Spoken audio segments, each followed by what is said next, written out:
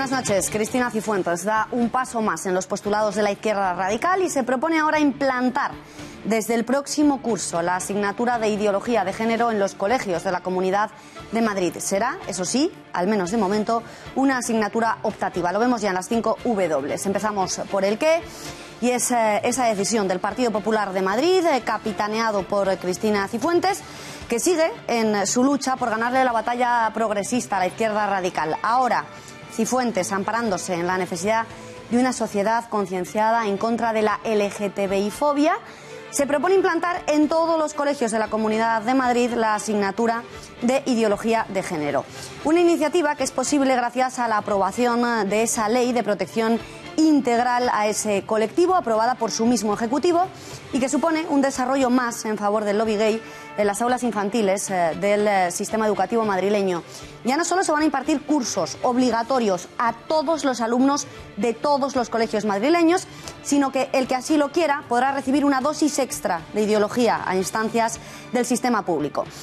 La autora de esta ley es la presidenta de la Comunidad de Madrid, que pasó de militar en la vieja Alianza Popular de Manuel Fraga a convertirse en la abanderada de las reivindicaciones de este lobby y del grupo de presión de la ideología de género en el PP de Mariano Rajoy.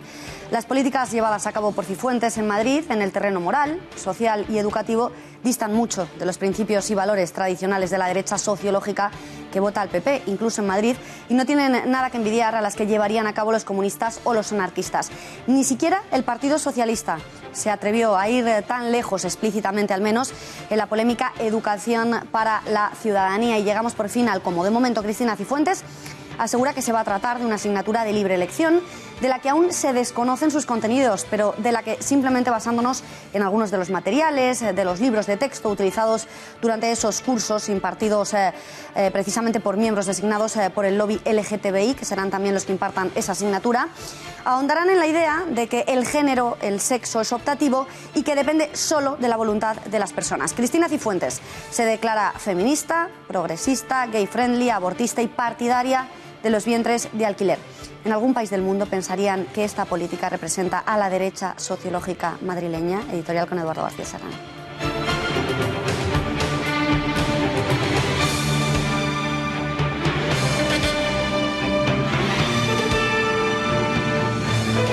Buenas noches, Beatriz. En Cristina Cifuentes todo es apariencia.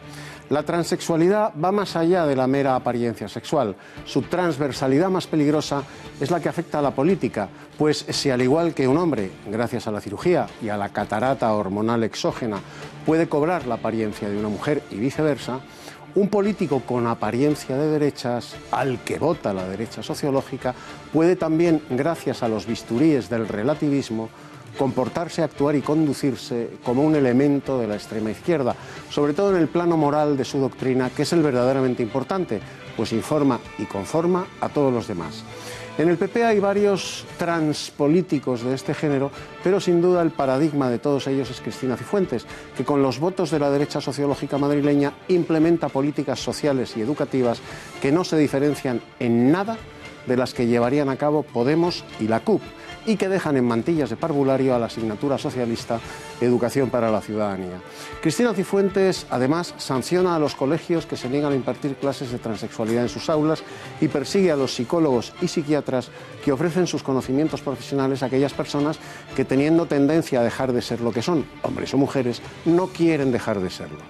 Cristina Cifuentes, bajo la apariencia política de derechas, está haciendo todo lo que Podemos y la CUP sueñan hacer. Cuando lleguen al poder en Madrid se lo encontrarán hecho y encima dirán que Cristina Cifuentes era una carca del búnker de la extrema derecha del PP.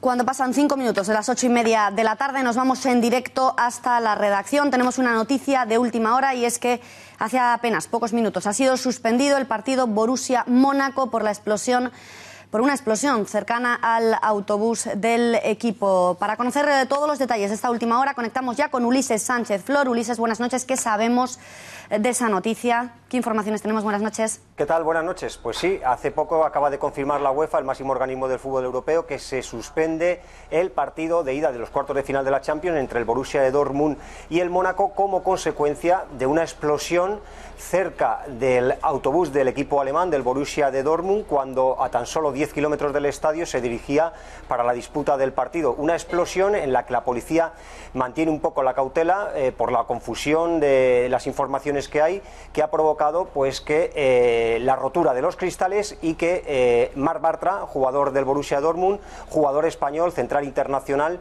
pues haya sufrido unos cortes en su brazo y haya tenido que ser hospitalizado. Hay que decir que las heridas son de carácter leve, que no hay ningún tipo de gravedad, que el jugador, bueno, pues está bastante conmocionado, que se han vivido momentos de pánico por esa explosión y la policía, pues de momento quiere mantener la cautela sobre el destino y el origen de estos explosivos. Pues Ulises, me imagino que a lo largo de los próximos minutos iremos conociendo poco a poco más informaciones. Si se produjera cualquier información de relevancia, nos pides paso y nos lo cuentas. Gracias y buenas noches. Muy buenas noches.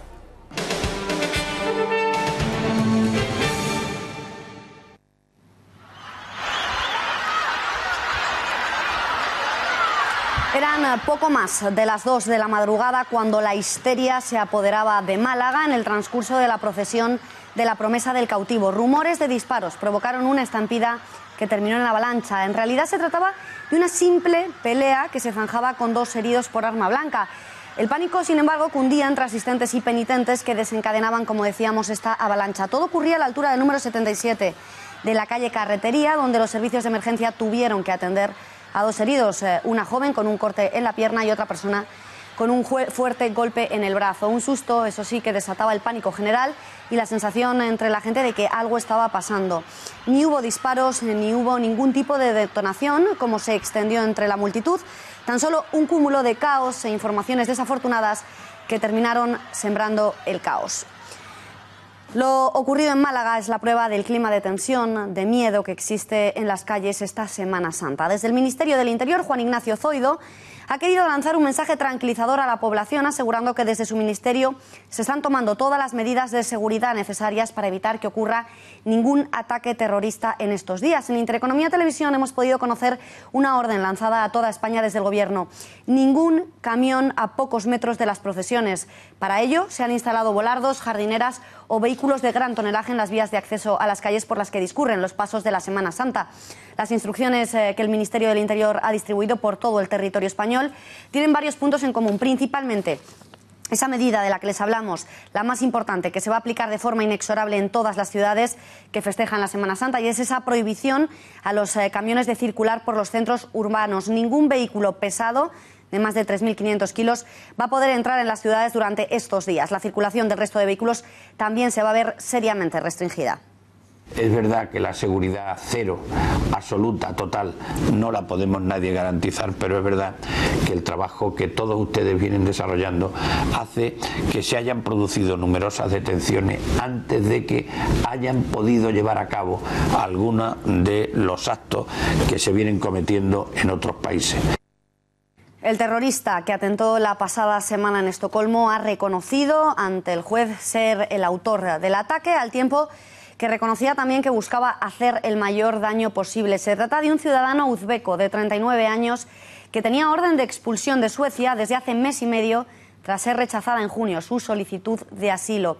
Fue arrestado horas después del ataque en el suburbio de Marsta. Las autoridades han confirmado sus simpatías por el grupo terrorista del Estado Islámico, aunque no han querido dar detalles sobre sus motivaciones o sobre si el objeto hallado en el camión que estrelló contra unos grandes almacenes se trataba de un explosivo, como dijeron varios medios. Según medios suecos, Akilov ha asegurado en los interrogatorios que actuaba por orden explícita y directa del Estado Islámico desde Siria. Noche de disturbios, llamas y mucha violencia en el campo de refugiados de Grand-Sinte, en el norte de Francia, junto a la frontera belga, tras una descomunal pelea entre algunos de sus ocupantes. Tiene más detalles nuestra compañera Mireia Segarra. Mireia, buenas noches. Buenas noches.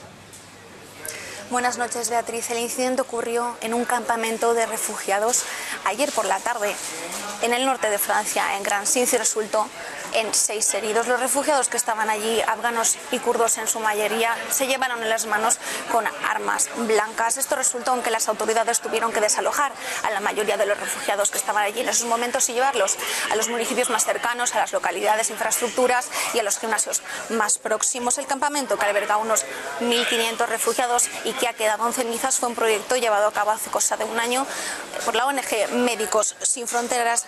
En estos momentos las previsiones son que poco a poco se irá desmantelando el campamento y llevando a todos los refugiados a unas zonas y centros especiales.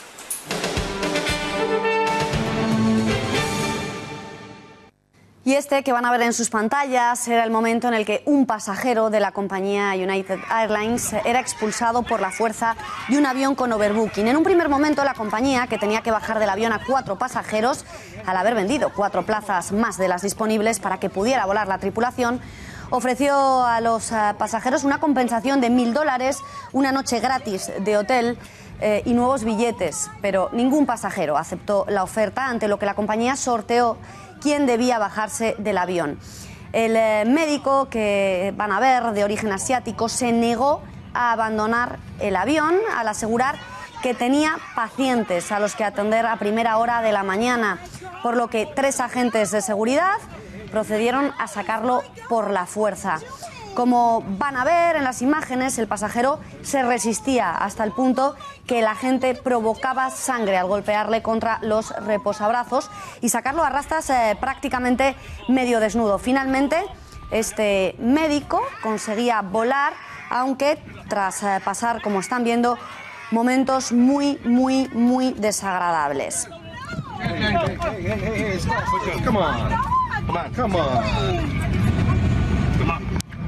There you go. Oh, Busted his lip. Oh my God! Look at what you did to him! Oh my God! Oh my Good work, God! guys. Good work. Way to go. This is horrible. Before she gets walked off. Oh my God!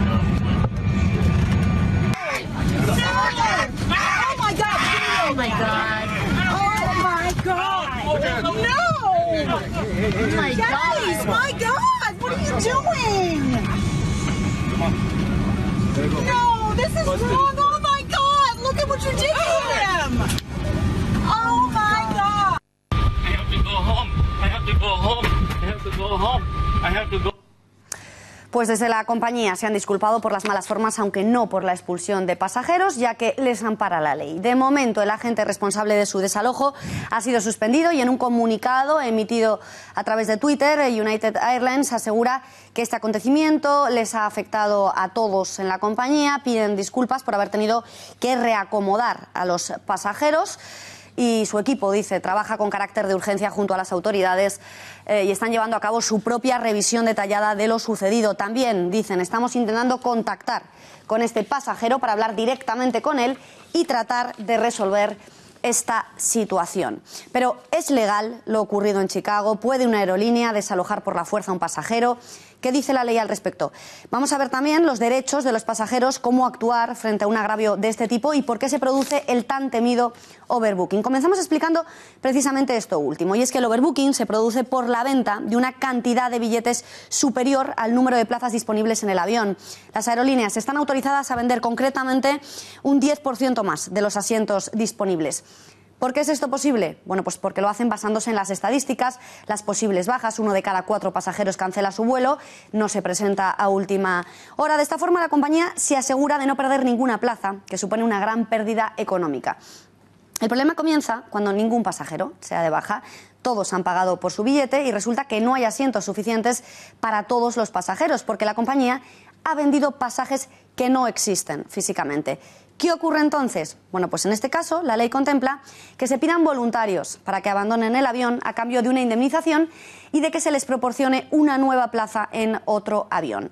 En caso de que ninguno de los pasajeros acceda de manera voluntaria, a la aerolínea le está permitido denegar el embarque a los pasajeros, aunque sea en contra de la voluntad de estos. Es decir, que la justicia se pone de parte de las compañías aéreas, permitiendo que sean los pasajeros los afectados, los que se quedan en tierra, aunque hayan pagado por su billete.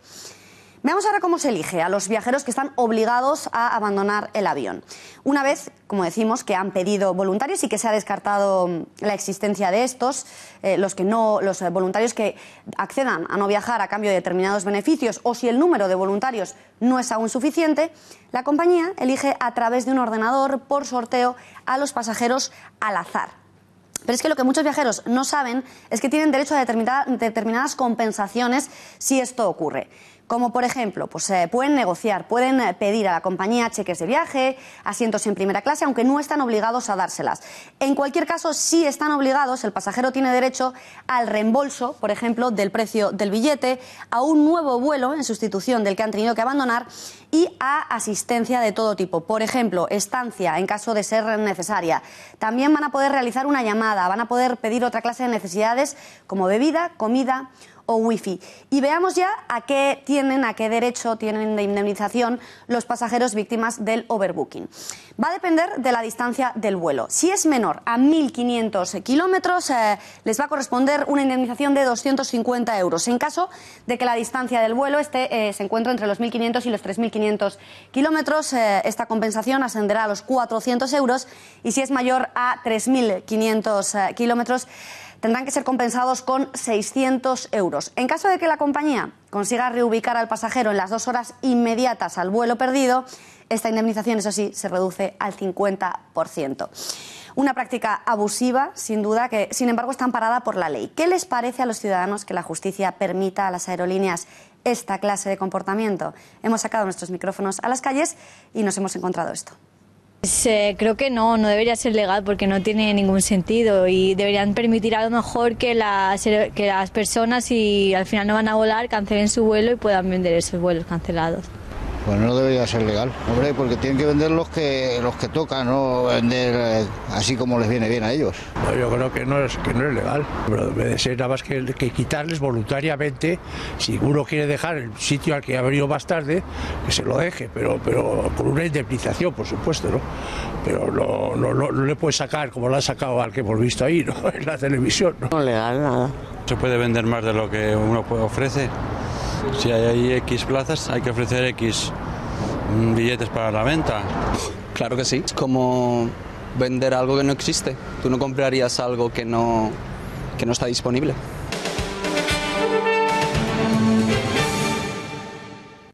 Hablamos ahora de Cataluña, donde la Generalitat estaría estudiando crear una bolsa de parados que organicen el referéndum ilegal. Así lo ha desvelado ante las cámaras la secretaria general de Esquerra y portavoz de Junts pel Sí, Marta Rovira, quien ha explicado que aunque no hay fecha para la consulta ilegal, el gobierno de la región estudia ya diversas fórmulas de captación de voluntarios y una de estas opciones sería la de crear esa bolsa de parados. Una fórmula que, según la portavoz, ya se ha utilizado en los últimos años en algunos ayuntamientos para citas electorales. Lo ha dicho al tiempo que ha criticado la persecución que están sufriendo los funcionarios por parte del Estado por participar en la organización del referéndum ilegal por el mal llamado derecho a decidir. Il·legal. Els ciutadans de Catalunya van exercir democràticament les seves opcions a les urnes, va resultar majoritari i gràcies a un acord polític que està vigent i que és sobre la taula. Pero puede que la organización de ese referéndum ilegal no sea tan sencilla como cree el Gobierno, contratando a unos desempleados. Y es que, según fuentes del PDeCAT, Oriol Junqueras, vicepresidente y consejero de Economía y responsable logístico de la consulta, se niega a firmar por escrito las órdenes de compra de 8.000 urnas que le exigen desde la Consejería de Gobernación en manos de la convergente Meritxell Borràs. El líder de Esquerra insiste en que no hace falta más rastro que el acuerdo de gobierno, lo que para el PDeCAT es un intento de eludir una inhabilitación que acabaría con sus aspiraciones a presidir la Generalitat.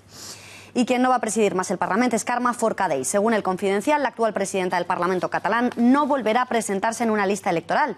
Forcadell, que hasta hace 2 años era presidenta de la Asamblea Nacional Catalana, puede ser inhabilitada por haber desobedecido al Constitucional. Además, ha permitido recientemente que se voten en la Cámara las leyes de desconexión, lo que podría costarle una nueva imputación. Forcadell tampoco habría visto con buenos ojos las negociaciones de sus socios con la CUP, ni el hecho de que Esquerra la haya mantenido al margen de las conversaciones para encarar la última fase del procés, lo que ha llevado a considerar que la están traicionando y despreciando. Y estas negativas, tanto a firmar las órdenes para el referéndum como para seguir al frente del Parlamento mientras se tramita el mal llamado procés, son solo la punta del iceberg de una estrategia puesta en marcha por la justicia española que parece estar empezando a dar sus frutos. Durante el juicio por el 9N ya vimos cómo eran llamados a declarar directivos de las empresas a las que se encargaron las urnas y las papeletas, funcionarios que las habían recibido o que abrieron colegios electorales el día de la consulta, y todos los consejeros implicados. Esto estaría llevando a que no solo los máximos dirigentes políticos catalanes estuvieran encarando esta segunda consulta ilegal con más cautela, sino que también los funcionarios y las empresas implicadas exijan órdenes firmadas y declinen realizar las labores necesarias para llevar a cabo el referéndum.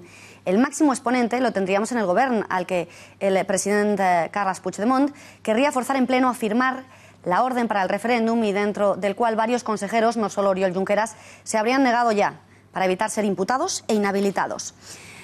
Cuando el reloj marca, faltan apenas 9 minutos para las 9 de la noche, nos vamos en directo hasta Barcelona. Tenemos conexión telefónica con Dolores Ajenjo, como recordarán, la única directora de un instituto catalán que se negó a entregar las llaves de su centro docente a los organizadores de la consulta ilegal del 9N sin una orden por escrito. Señora Ajenjo, buenas noches.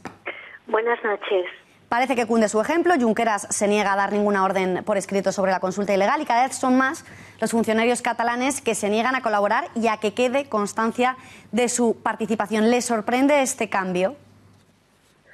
Bueno, por lo que respecta al señor Junqueras, yo creo que no hay ningún cambio, que sigue la misma táctica que en el 9N de infausta memoria. Es decir, dar instrucciones sin que quede constancia de ellas para evitar de esta manera pues recibir algún tipo de sanción, de represalia por organizar un acto ilegal. Él está haciendo lo mismo que hizo Artur Mas y que hicieron las consejeras, no dar ninguna orden por escrito para escudarse, para evitar inhabilitación, lo cual por un lado es una prueba de que no confían en obtener la independencia, porque si pensaran que van a obtener la independencia de alguna manera no les daría ningún miedo la inhabilitación.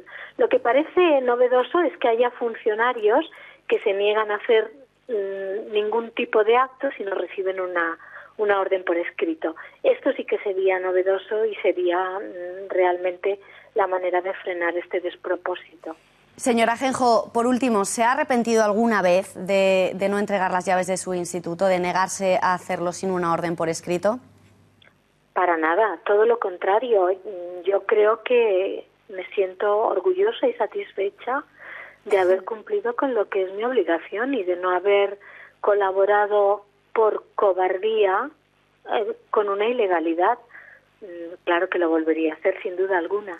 Desde luego que gracias a su valentía son muchos los funcionarios que ahora exigen exactamente lo mismo que usted pidió. Dolores Ajenjo, gracias por su testimonio, enhorabuena por su valentía y buenas noches. Buenas noches, gracias. Pues ya lo ven, funcionarios y dirigentes de la Generalitat se niegan a dar órdenes por escrito. ¿El miedo guarda la viña, Eduardo? Sí, Beatriz, el miedo guarda la viña y su mejor centinela es el Código Penal. Por eso la cadena funcionarial catalana se está negando en masa a participar con su trabajo profesional en el desarrollo logístico de un acto manifiestamente prevaricador, clamorosamente ilegal, como es el nuevo referéndum separatista catalán. La obediencia debida al superior jerárquico desapareció hasta de la institución más disciplinada y jerarquizada de la nación y del Estado, que es el Ejército. El militar que recibe una orden inconstitucional no está obligado a obedecerla, es más, está obligado a desobedecerla. Entre los funcionarios civiles, con un régimen más laxo que el de la milicia, está empezando a pasar lo mismo. Se niegan a obedecer las órdenes prevaricadoras de sus mandos políticos, a no ser que se las den por conducto reglamentario y por escrito, rastro que, evidentemente, los políticos sediciosos catalanes se niegan a dejar. El funcionario que flaquea y prevarica porque su mando político circunstancial se lo pide verbalmente, se acaba enfrentando a una sanción muy severa que puede acabar con su carrera y con el pan de su familia, mientras que el político prevaricador que le dio la orden disfruta de una puerta giratoria que le promociona siempre hacia otro sueldazo. Por eso Puigdemont decía ayer mismo que ya veremos cómo organizamos el nuevo referéndum separatista. Le faltan funcionarios y le van a faltar alegres voluntarios espontáneos en cuanto la policía les empiece a pedir la documentación.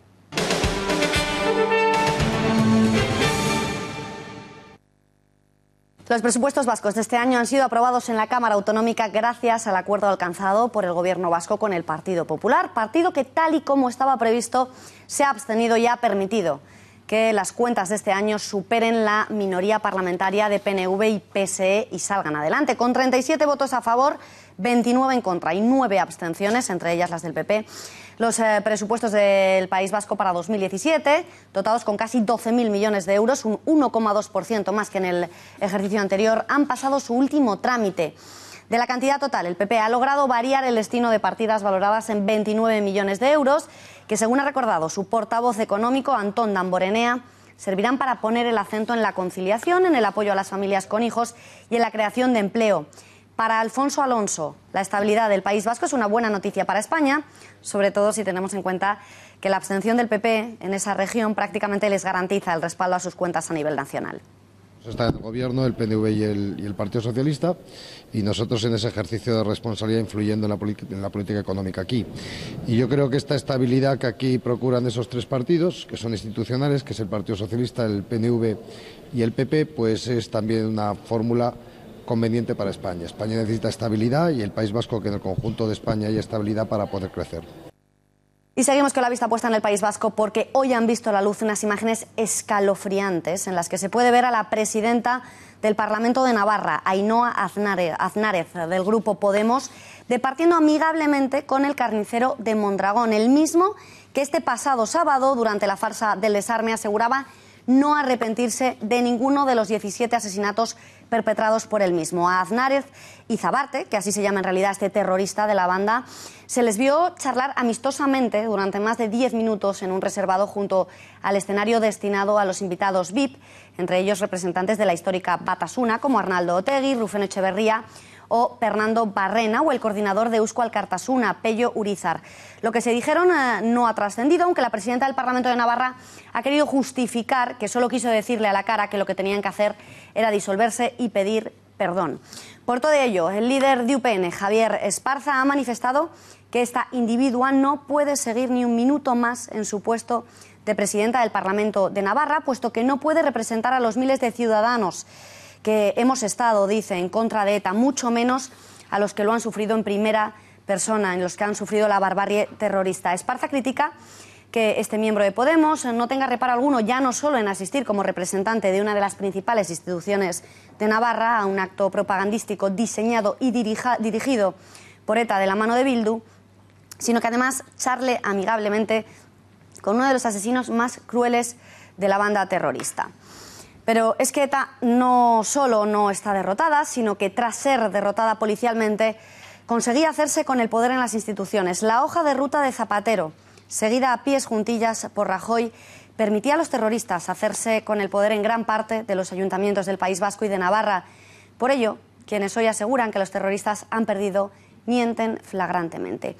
El Estado, a quien ha derrotado, es a las víctimas del terrorismo. Veamos ya por qué. Alba Vila, buenas noches. Muy buenas noches, Beatriz. Así es. Vamos a demostrarlo. Comenzamos por el Gobierno vasco, donde varias personas condenadas por delitos de terrorismo ocupan cargos en todos los niveles de la administración pública. ¿Pero quiénes son? Pues, por ejemplo, María Teresa Díaz de Heredia, que fue la que ocupó la jefatura de gabinete del ayuntamiento, habiendo sido condenada por un delito de integración en la organización terrorista. Otro caso es el de Garmendia Vera, quien se encuentra entre los principales asesores de Bildu y que está acusado de apología del terrorismo, o un diputado del Parlamento Vasco, Iker Casanova, quien estuvo más de 10 años condenado por la pertenencia a la banda. Estos tres son solo algunos de los ejemplos de todos los acusados y condenados por tener algún tipo de relación con ETA, con responsabilidad institucional y poder real. Pero es que, atención, todos ellos cuentan con un salario que va desde los casi 44.000 euros, en el caso de María Teresa Díaz, hasta los casi 27.000 euros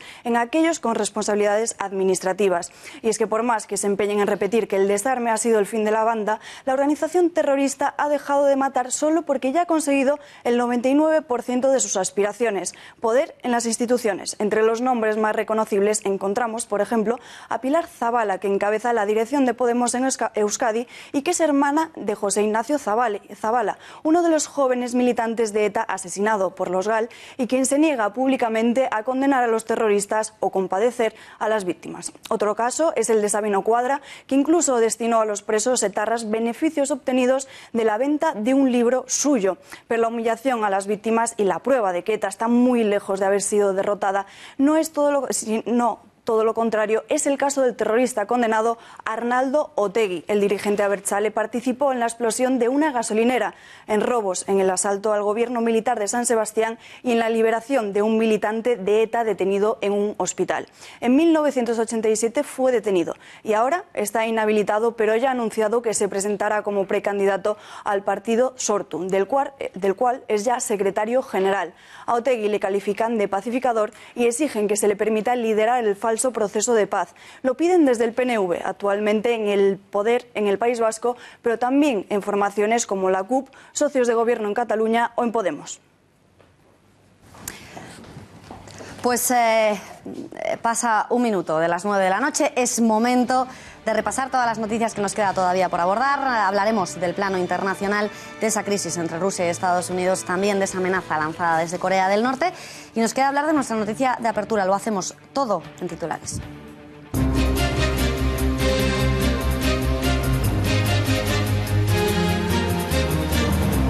Como les decía, abordaremos la que ha sido nuestra noticia de apertura, la intención de Cristina Cifuentes, la presidenta de la Comunidad de Madrid, de implantar una asignatura de ideología de género. Estará vigente a partir del próximo curso y en todos los colegios de Madrid. Y como ha dicho la presidenta del PP, será de libre elección, lo que significa que los padres podrán elegir si sus hijos atienden a esta asignatura o no. Sorprende esta iniciativa porque, según la ley aprobada por el Ejecutivo de la presidenta del PP, ya se obliga a los colegios a impartir cursos de carácter obligatorio sobre ideología de género. Además, hoy hemos sabido que el Gobierno investigará al Colegio Juan Pablo II por impartir cursos de ganchillo, clases extraescolares abiertas a niños y a niñas en las que solo han querido apuntarse chicas, algo que a juicio de Cifuentes vulneraría su ley en contra de la discriminación. Y hablaremos también de Venezuela, porque la ONU ha acusado al régimen de Nicolás Maduro de vulnerar los derechos humanos. Declaraciones que se producen después de que el régimen de Nicolás Maduro haya vuelto a lanzar gas lacrimógeno a quienes protestaban en las calles, y en el mismo día en que hemos conocido que 3 españoles fueron brutalmente torturados con descargas eléctricas y amenazas de muerte. Y a pesar de todo ello, desde Podemos se vuelven a negar a condenar las tropelías del régimen de Maduro en Venezuela. Eso respecto a Venezuela, pero vamos a seguir hablando de Podemos, más concretamente de su líder, de Pablo Iglesias. Sí, porque se acuerdan cuando Pablo Iglesias definía como millonarios a quienes ganaban más de 50.000 euros al año. Pues hoy hemos tenido acceso a su cuenta bancaria y hay más de 120.000 euros. Así se desprende de su declaración de bienes. Escucharemos al respecto la opinión del periodista Eduardo García Serrano. Y en la información internacional, 2 son las noticias relevantes. Alba, ¿cuáles son? Pues las tensas relaciones entre Rusia y Estados Unidos. Informaciones cercanas al Kremlin aseguran que la situación no era tan grave desde los años de la Guerra Fría y aseguran tener constancia de maniobras para acusar al Assad de un nuevo ataque químico en suelo sirio y la amenaza por parte de Corea del Norte totalmente preparada para la guerra. De todo ello hablaremos con nuestro analista de seguridad y defensa, Bruno Navarro.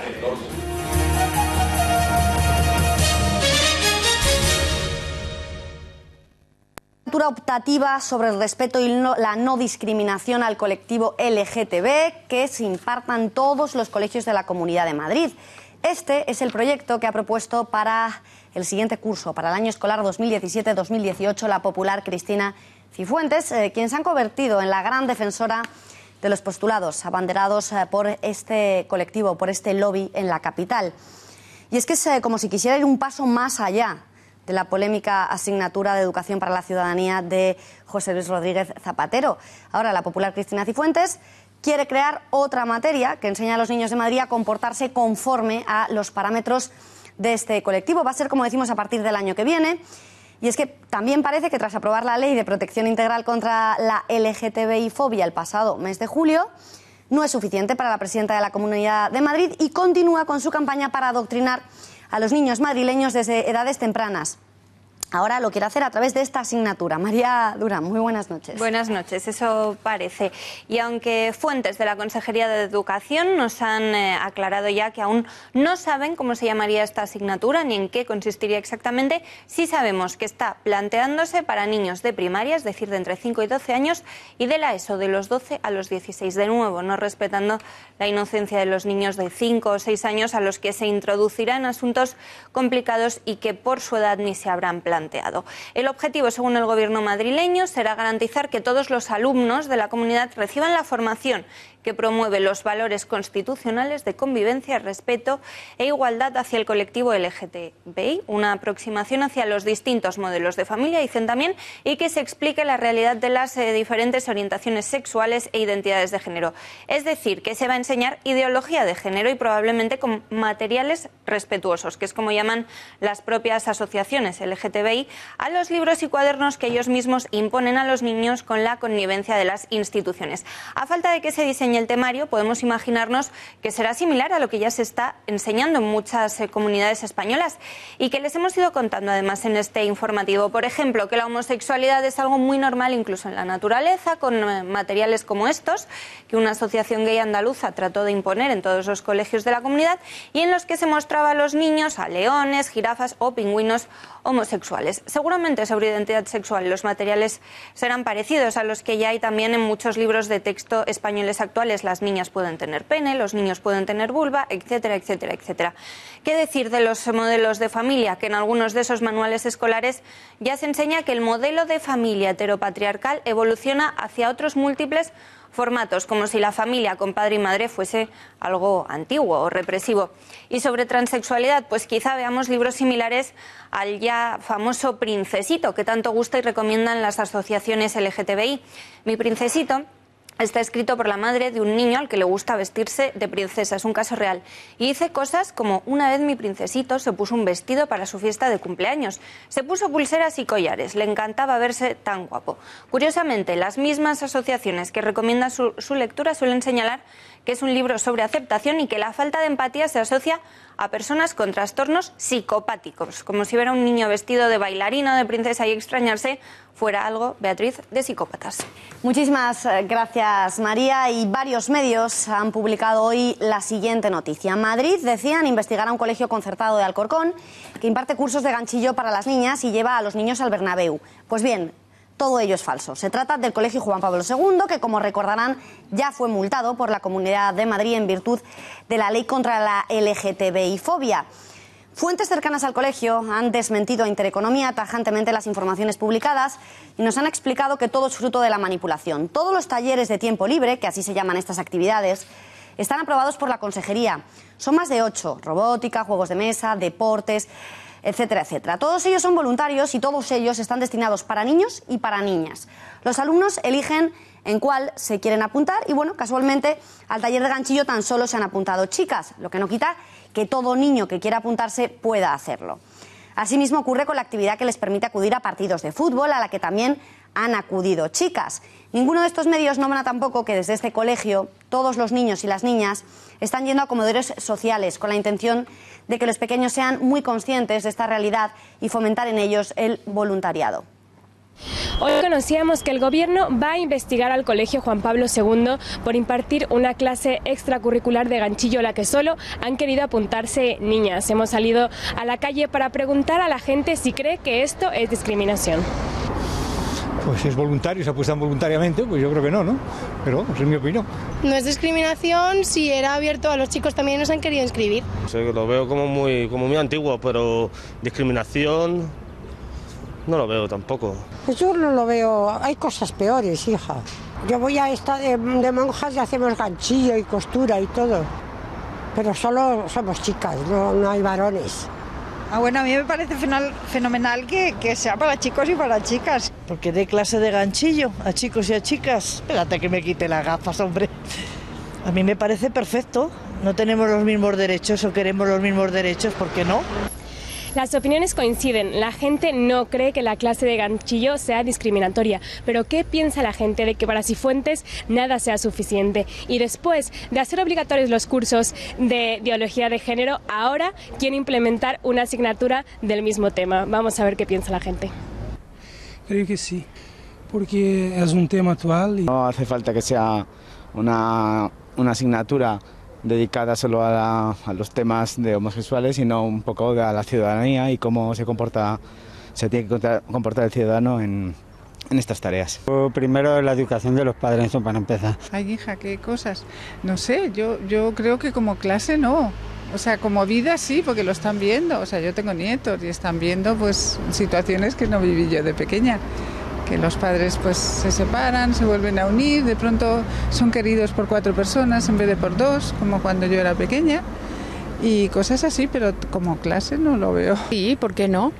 Lo veo bien, pues porque es una realidad, es una realidad y bueno, ¿por qué no? Quiero decir, que mejor en el colegio que en el resto de los sitios, que también, ¿no? Pero se aprende en todas partes.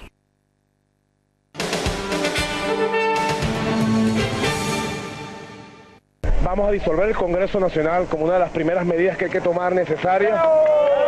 En segundo lugar, vamos a declarar la emergencia judicial para asumir esta tremenda emergencia que hoy tiene viviendo el país y establecer un cronograma de cambio para refundar el Poder Judicial y hacerlo verdaderamente decente, transparente, crear la carrera judicial verdaderamente y crear un Poder Judicial decente, serio y democrático. Vamos a reestructurar el Estado central, la administración pública, para hacerlo realmente participativa. Eso es una parte de la sociedad democrática, el Estado.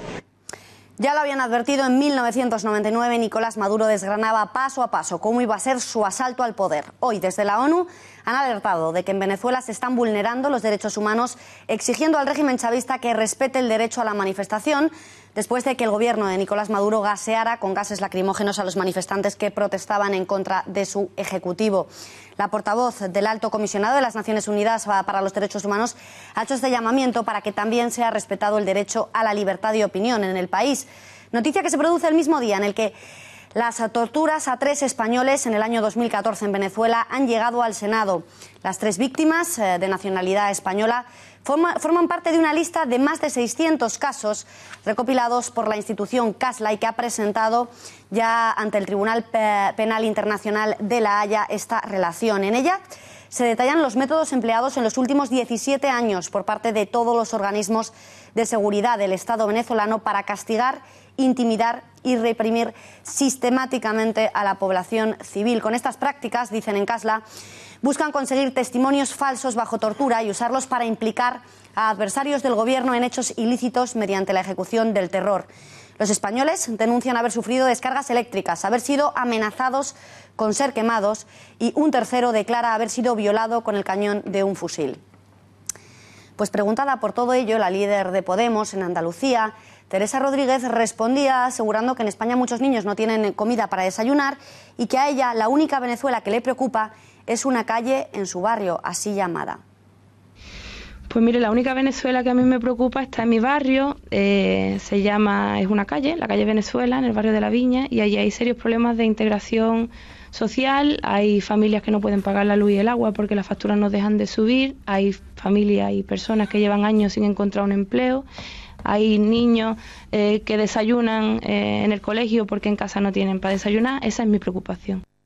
Pues nada, que hoy ha sido asesinado otro estudiante de un tiro en el cuello por protestar contra el régimen de Maduro. A Teresa Rodríguez no le preocupa nada, porque bastante tiene ella para preocuparse por una calle. Podemos no quiere condenar el chavismo y además, como les hemos contado en varias ocasiones, les gusta y les emociona a su mayoría de dirigentes.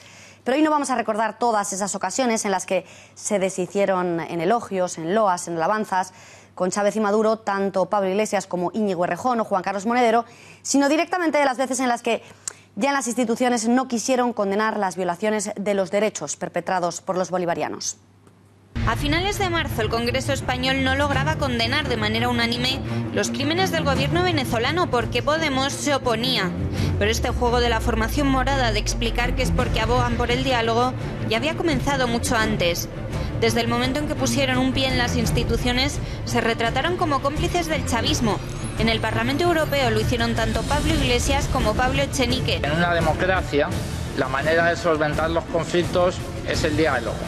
Por eso, pensamos que este Parlamento debería utilizar su capacidad de influencia para favorecer soluciones democráticas que respeten la soberanía de los pueblos. Que yo sepa, infórmenme si me equivoco, según dicen las organizaciones internacionales, Venezuela es una democracia formal, en la que hay procesos electorales regulares. En el Ayuntamiento de Madrid se han negado en varias ocasiones a hacerlo, e incluso después lo negaban, pero lo cierto es que solo Manuela Carmena se desmarcaba de su equipo de gobierno. Los demás incluso abandonaban el Pleno cuando llegaba el momento de votar la resolución. Gracias, Partido Popular, por preocuparos por esa excepción mundial una vez más.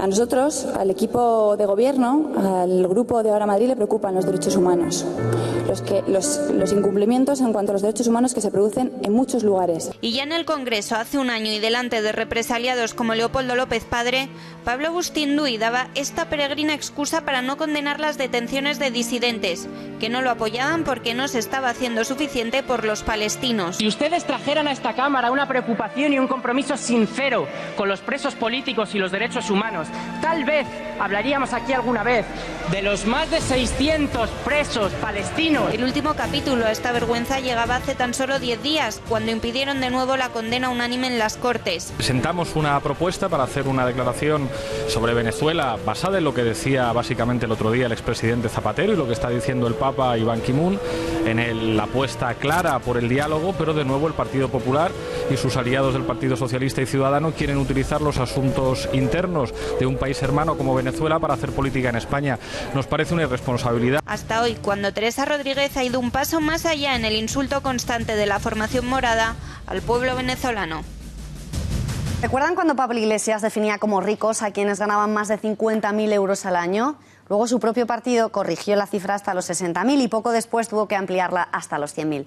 Pues bien, el líder de la formación morada supera todas sus marcas y es un rico sin paliativos, o al menos eso es lo que se desprende de su declaración de bienes, que vuelve a salir ahora a la luz. Rosa Cuervas Mons, editora jefa de La Gaceta. Buenas noches. ¿Qué sabemos de las cuentas de Iglesias?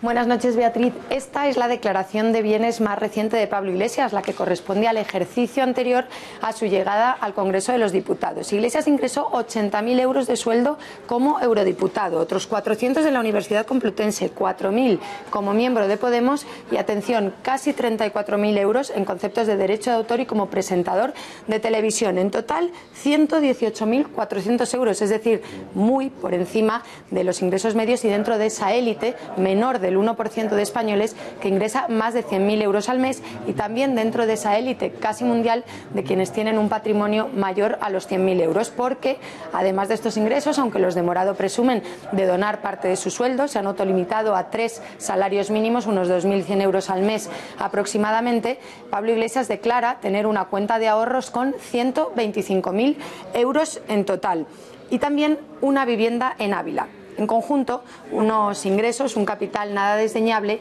y que no casa demasiado bien con ese discurso proletario y anticapitalista del líder de Podemos. Gracias, Rosa. Pues la hipocresía de Iglesias, Eduardo, parece no conocer límites. Ahora que él es, según su propia definición, un millonario, lo mínimo, digo yo, que podría hacer es ejercer esa filantropía barata de la que acusa a Amancio Ortega, ¿no te parece? No, les pasa a todos los comunistas, ¿qué va? Cuando Lenin murió, la fortuna que había atesorado en Suiza era de tales proporciones que Stalin se la reclamó al paraíso fiscal, tan odiado por el líder bolchevique como amado por su dinero, porque con ella se podía armar, pertrechar y equipar a todo el ejército rojo de la Unión Soviética. Ahora sabemos que el alfeñique bolchevique Pablo Iglesias tiene 125.000 euros en su cuenta corriente. La verdad es que al lado de la faraónica fortuna de Lenin, nuestro Che Guevara de Mercadillo no pasa de triste proletario. Pero si comparamos su hucha con la de los desahuciados y los obreros, a los que Pablo Iglesias les pide el voto para hacer la revolución de los parias de la tierra, el líder de Podemos es un potentado, como Lenin manda además, de puño cerrado, muy cerrado, porque no se le conocen donaciones ni patrocinios de ningún tipo de obra social en la que puedan ir a comer 3 veces al día los proletarios a los que él les pide el voto. Pablo Iglesias es un comunista de laboratorio y de manual. No le interesa que los pobres dejen de serlo, como a todos los comunistas, le interesa que haya muchos pobres, mientras él se hace rico gracias a los millones de pobres, fundamentalmente de espíritu, que le votan. El binomio un pobre, un voto para Podemos es lo que ha hecho rico a Pablo Iglesias. 125.000 euros, le forran el riñón y no ha hecho más que empezar.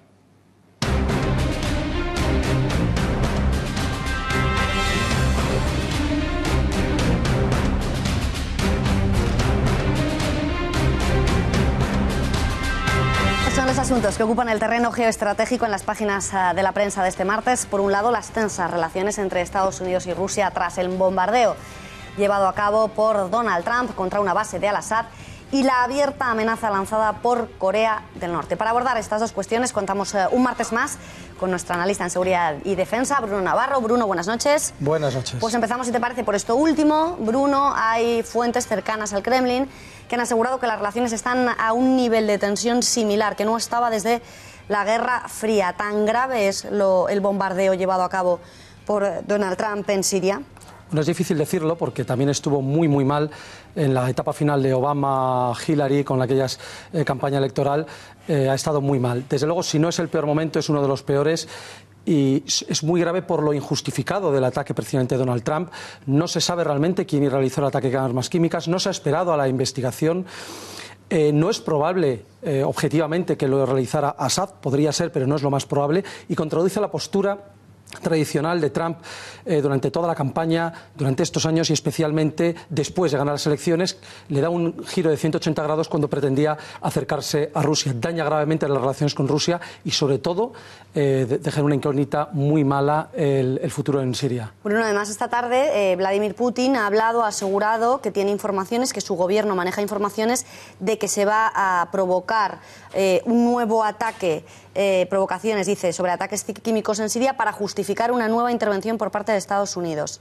¿Es verosímil esto? Es verosímil, pero habría que dejarlo en vamos a ver. Es decir, Rusia también está jugando a un juego de propaganda en el que todo ataque de armas químicas no solamente lo están produciendo los rebeldes, que es muy posible, sino además están produciendo los rebeldes con la ayuda, organizado, financiado o supervisado por Occidente. Esta es la parte que quizás sea más difícil de creer, pero desde luego que los ataques por lo menos han sido por parte de los rebeldes y luego Occidente se está volcando en atacar a Rusia a través de ello, a través de Siria, es bastante probable. Pero repito, el juego de Rusia de acusar casi directamente a Estados Unidos de organizar esos ataques quizás no sea absolutamente así. Bruno, además el secretario de Estado de viaje en Rusia, Rex Tillerson, me parece, sí, Rex Tillerson, ha advertido hoy al mundo, en clara alusión a Rusia, que o están con ellos o están, dice, con Al-Assad, con Irán y con Hezbollah.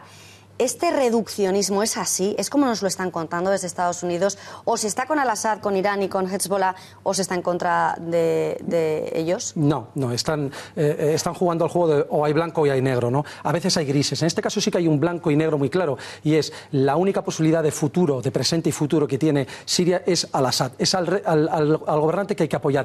Pero luego hay unos grises, porque ese apoyo también significa que Al-Assad está apoyado por Irán, Hezbollah. Efectivamente, estos son los grises, pero esos apoyos que recibe ahora mismo se pueden contrarrestar si tuviera nuestro apoyo, es decir, nuestro apoyo económico, que al final la geopolítica es dinero, nuestro apoyo geoeconómico sería mucho más fuerte que el que podrían hacer Irán y Hezbollah, pero como no lo hacemos, al final se lanzan en brazos de quienes les pueden ayudar. Bruno, pero es que dices, hay que apoyar a Al-Assad.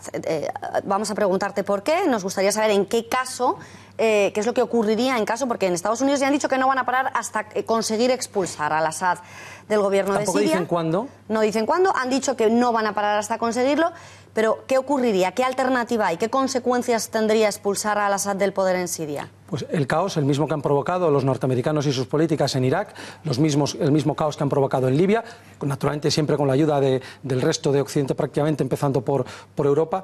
Y frente a Al-Assad realmente lo único que hay es una minoría de opositora que podríamos llamar decente y sobre todo una gran masa de grupos terroristas, yihadistas y de partidos y bandas armadas no terroristas pero igualmente yihadistas. Esta es la alternativa al Assad. ¿Es real? He leído unas declaraciones hoy en La Gaceta. ¿Es real? ¿Es Al-Assad o los hermanos musulmanes? Es decir, ¿es Al-Assad o esa es la disyuntiva que hay o es exagerado también? No, hermanos musulmanes... Es lo que he leído en La Gaceta. No, efectivamente. Es decir, la alternativa al Assad no es la inexistente oposición moderada, repito, inexistente. La opción alternativa al Assad es, llámese hermanos musulmanes, yihadismo, con el adjetivo que se quiere utilizar, pero desde luego es yihadismo, es islamismo radical. Bruno, nos quedan 2 minutos. Hablamos ya de Corea del Norte. Dicen estar preparados para una guerra total con Estados Unidos. ¿Qué consecuencias tendría una guerra entre Corea y Estados Unidos y cómo sería esta guerra? Pues el problema es que a Corea del Norte se le supone unas 20 cabezas nucleares, apuntando a los objetivos que ahora tendrían a mano, que serían Japón y Corea del Sur, desde luego Corea del Sur. Aunque las medidas preventivas de un ataque norteamericano pudieran destruir la mayor parte del arsenal nuclear, están muy desperdigados a lo largo de todo el país y no se saben con ciencia cierta los emplazamientos. Con que una sola cabeza nuclear se les escapara a los norteamericanos, imaginémonos lo que puede suponer ese impacto en Japón y en Corea del Sur. Y aunque pudieran borrarlas todas, solamente en la artillería y misiles convencionales Corea del Norte tiene una capacidad tal para provocar la devastación en Corea del Sur, más la devastación consiguiente de la respuesta a Corea del Sur, con lo cual las consecuencias serían muy, muy graves. Es decir, que esto se va a parar, ¿no? Esperemos que sí. De hecho, no es que sea lo diré, la terminología del MUS, siempre un órdago de los norteamericanos. Los norteamericanos están convencidos de que con esto algo parará, porque si no, las cosas se pueden salir de las manos, sí. Pues nada, lo hablaremos seguramente también en los próximos días. Bruno, que pases una buena Semana Santa. Igualmente a vosotros. Nos vemos tras ella. Se nos ha acabado el tiempo. Les tenemos que decir adiós, pero nosotros sí, Bruno volverá la semana que viene. Nosotros volvemos mañana a las 8:30, no nos fallen. Y ya lo saben, se quedan informados en gaceta.es, en puntopelota.es, todas las últimas horas sobre información sobre deportes. Y a continuación, pues ya lo saben, tienen una cita con Gracias por Nada. Y a las 10 de la noche, El Gato al Agua. Volvemos mañana. Gracias.